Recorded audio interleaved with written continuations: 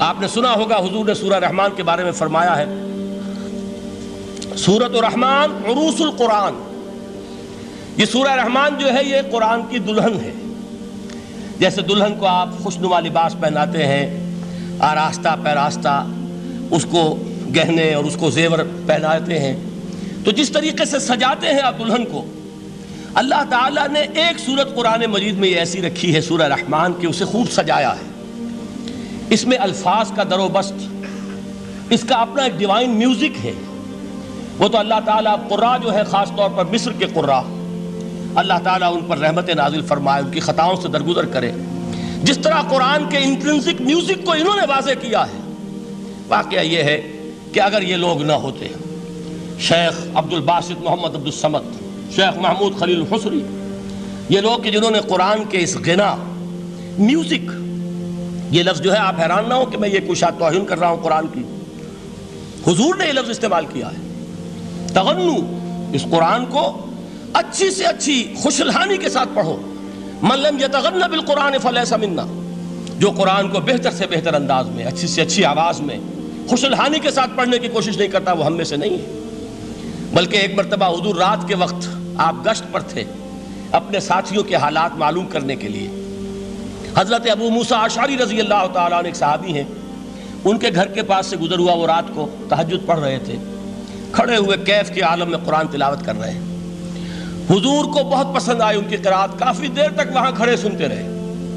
اب انہیں کیا پتا کون سن رہا ہے۔ بالکل اسی طرح سمجھ لیجئے ایک بات یاد آئی ہے، حضور فرماتے ہیں کہ جس طرح کان لگا کر اللہ قرآن کو سنتا ہے، کسی چیز کو نہیں سنتا۔ ہمیں نظر نہیں آتا نا، ہمیں معلوم نہیں، ہم قرآن پڑھ رہے ہیں تو سننے والا کون ہے؟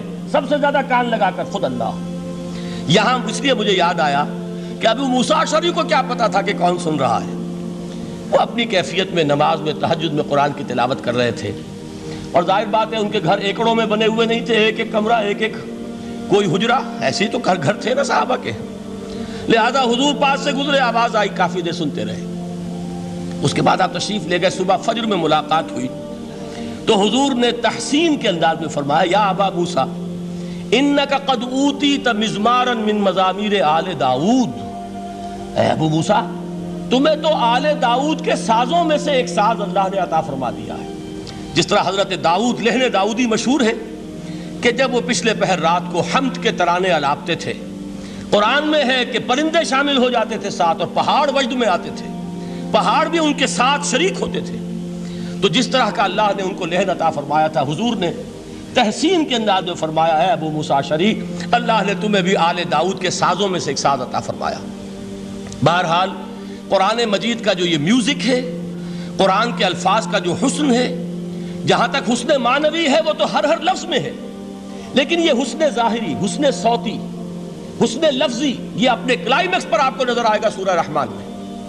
لیکن قرآن میں یہ سورت اس اعتبار سے بھی ممتاز ہے، اس کی 4 آیات پر ذرا توجہ کریں گے، عجیب حقائق سامنے آئیں گے۔ جہاں یہ قرآن مجید کے حسن صوت اور حسن لفظی کی معراج ہے، وہیں اس کی پہلی 4 آیات میں 4 چوٹی کی چیزوں کا ذکر ہے، سب سے اونچی چیزیں۔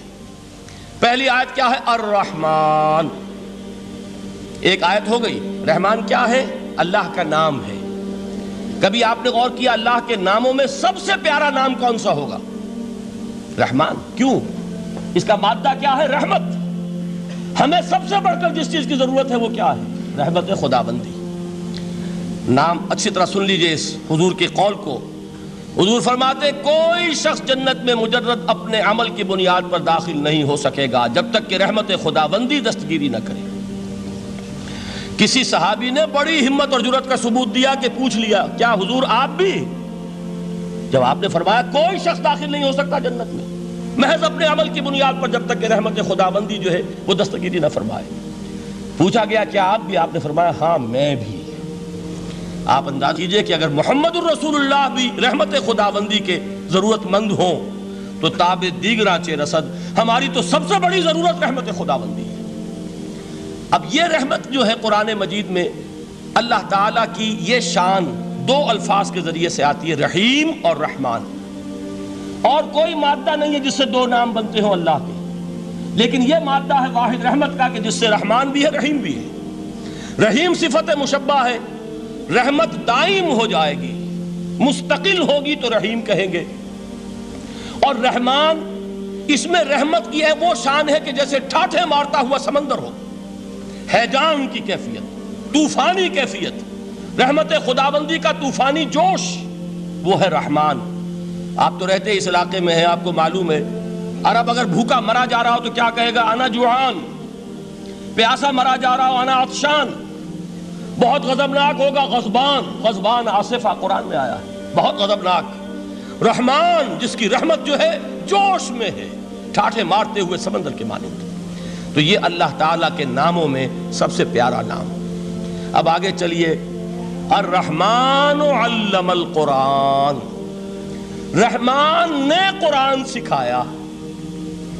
رحمت خداوندی کا سب سے بڑا مظہر، رحمان کی رحمانیت کا سب سے بڑا مظہر قرآن ہے۔ ان میں جو منطقی ربط ہے اس کو سمجھتے جائیے۔ اچھا آپ یہ سوچئے، جو علم بھی انسان کو حاصل ہوا وہ کس نے دیا؟ اللہ نے۔ سائنس کا علم کس نے دیا؟ اللہ نے۔ علم آدم الاسماء کلہا، وہ علم الاسماء جو حضرت آدم کو دے دیا گیا تھا ازل میں، یہ اسی کا ظہور ہے، یہ اسی کی ایکسفولیشن ہے جو ہو رہی ہے اور ہوتی رہے گی ابھی۔ اور دوسرے علم ہے وہ کس نے دی؟ اللہ نے دی۔ لا یحیطون بشیء من علمہ الا بما شاء، مخلوق میں سے کوئی اللہ کے علم میں سے کسی شے کا احاطہ نہیں کر سکتا مگر وہ جتنا اللہ دینا چاہے۔ لیکن یہ کہ تمام علوم میں چوٹی کا علم قرآن۔ نوٹ کرتے جائیے، اب چوٹی کی چیزیں جمع کیجیے۔ اللہ کے ناموں میں چوٹی کا نام رحمان، اللہ نے جو کچھ انسان کو سکھایا اس میں چوٹی کا علم قرآن۔ خلق الانسان، انسان کو پیدا فرمایا۔ سوال یہ کہ حیوانات کو کس نے پیدا فرمایا؟ آسمان کس نے پیدا کیے؟ زمین کس نے پیدا کی؟ فرشتے کس نے پیدا کیے؟ کیا مطلب خلق الانسان؟ اس کی تمام مخلوقات میں اس کا کلائمیکس، اس کی تخلیق کی معراج، اس کے تخلیق کا نقطہ عروج انسان ہے۔ یہ ہے کہ جو مسجود ملائک بنا ہے۔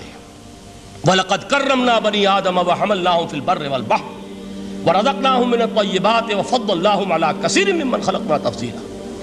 تو تخلیق میں سب سے اونچی تخلیق انسان کی، علموں میں سب سے اونچا علم قرآن کا، اللہ کے ناموں میں سب سے اونچا نام رحمان۔